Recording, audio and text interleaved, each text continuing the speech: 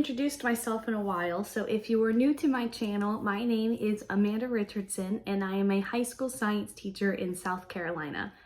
This school year has already been a challenge. There's been a lot going on, both virtual, in-person learning, just trying to resituate the students to learning in a classroom environment versus being at home and doing whatever they wanted to do for a year and a half. That has been a challenge, and we're learning. We're learning together because this is my first year teaching. Yes, I saw some of it during my student teaching, but this is, I don't really know any different. So I think that makes it a little easier for me to try to teach the kids. So today, I thought it would be fun for me to show you how I actually lesson plan using the digital planners that my best friend and business partner and I have created.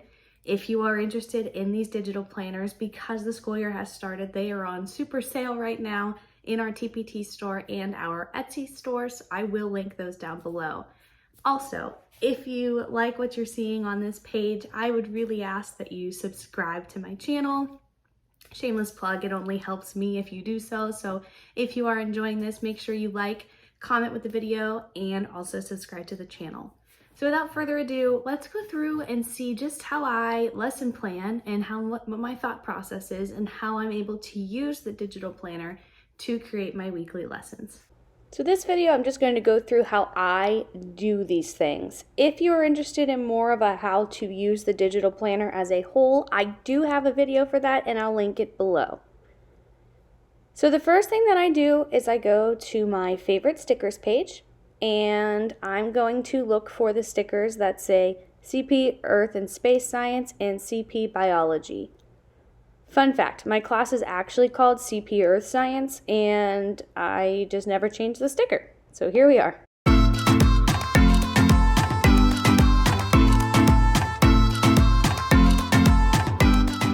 And next I'm going to add the stickers that show when I have my different Bio PLCs and Earth Science PLCs.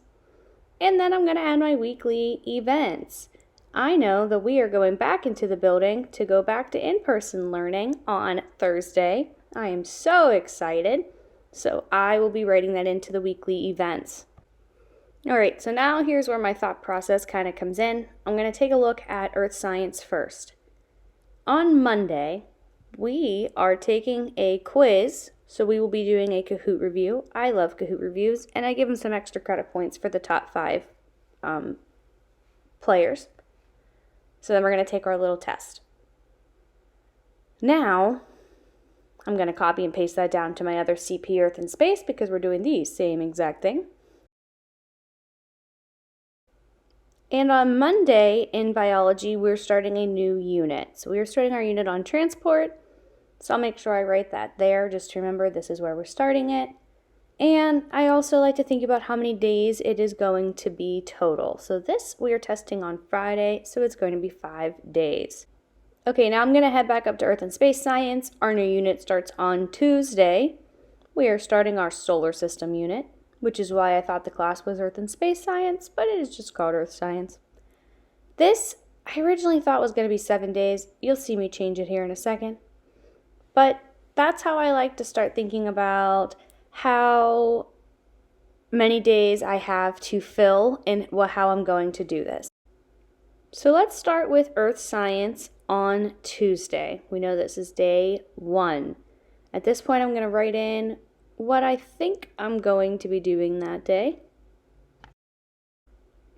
You're going to see here too exactly why I like to use the digital planners. At first I said 60 minutes. Nah, probably not. I'm going to take 50 minutes so that we can watch this one video. And then they're going to answer some questions on that. And then we'll take 15 minutes to go over these guided notes. We have to talk about gas giants. So that's going to take us to 65 minutes, and I have 90-minute classes. So I was thinking that we would do a nice 15-minute activity where we talk just about the solar system in general.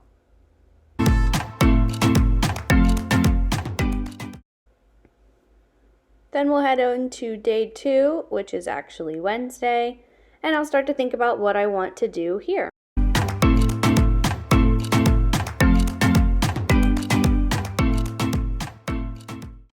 As we move into Thursday, which is our day 3, you'll see once again why I love doing things with the digital planner, because it is so easy to erase without it becoming gross with a bunch of erase marks, and it is just super easy to kind of do a brain dump when I'm lesson planning.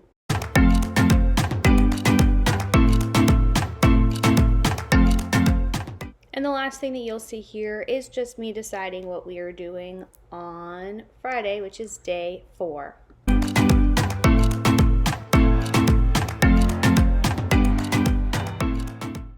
So after writing this out, I realized that I didn't need 7 days. I only needed 5 days.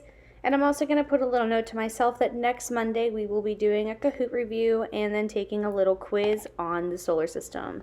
All right, now it's time to start thinking about biology.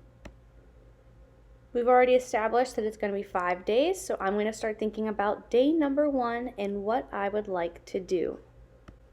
When we are doing digital or virtual instruction, I do like to work with Nearpod because it's very simple for me to see if students are actually doing their work. So every once in a while, I will have these independent work days where I will tell students, you are doing this Nearpod, you need to fill in the guided notes, and you also need to answer the questions in the Nearpod. And today was one of those days I did that to make sure that the students were actually participating in the work.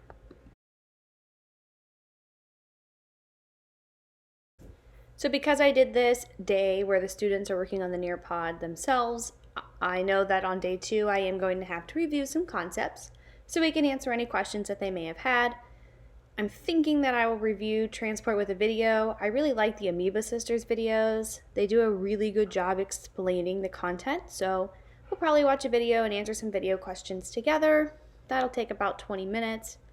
And then for 15 minutes, we are going to do this Do You Remember worksheet. Basically, it's a worksheet from Biology Roots that has passive transport on it that they will fill out by themselves, and then we're going to go over it.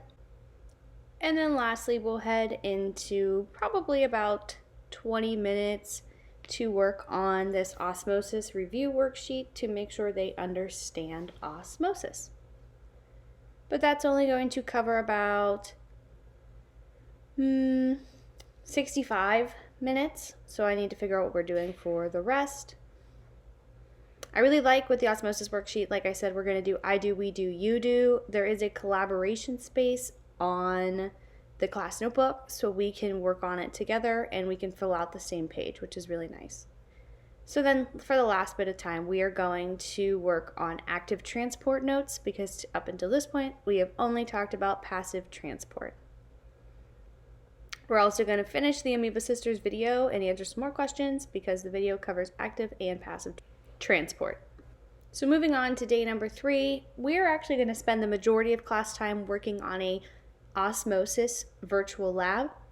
It's actually, I think, a pretty neat lab, except it does ask for a lot. So with the CP kids, I will definitely do it with them. If I had an honors class, they would do it on their own. So that gives me 30 minutes. I'm going to give the students their study guide.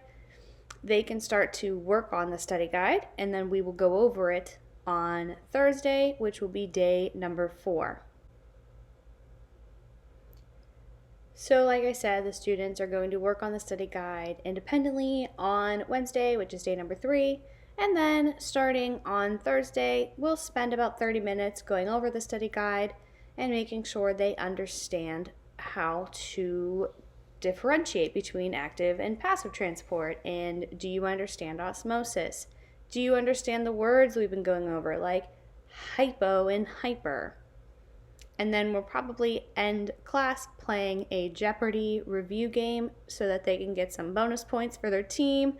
And also it's just a fun way to get the kids to participate in class. And once again here, you're going to see why I love doing everything in the digital notebook. I realized that I had some extra time, so I want to do a review a worksheet or a review PowerPoint where they'll fill in a worksheet before all this. So instead of erasing and trying again, I can just drag it with the lasso tool, pull it down, and then I can write above it that we're going to spend 20 minutes working on that review PowerPoint. Our last day of the unit is Friday. This is when they will obviously be taking their test. So I'll give them 60 minutes to take the test, and then they're going to spend some time working on stems for the next unit. These stems are, those words like homostasis. So we can talk about homeostasis or hypo and hyper so that they learn what those stems mean.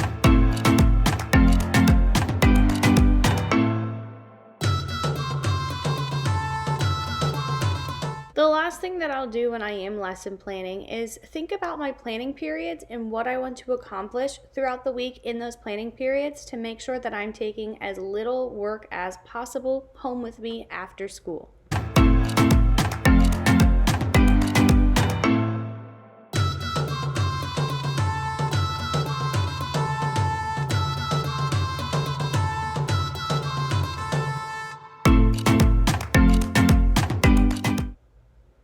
And here is the finished product of what my lesson plans will look like for 1 week.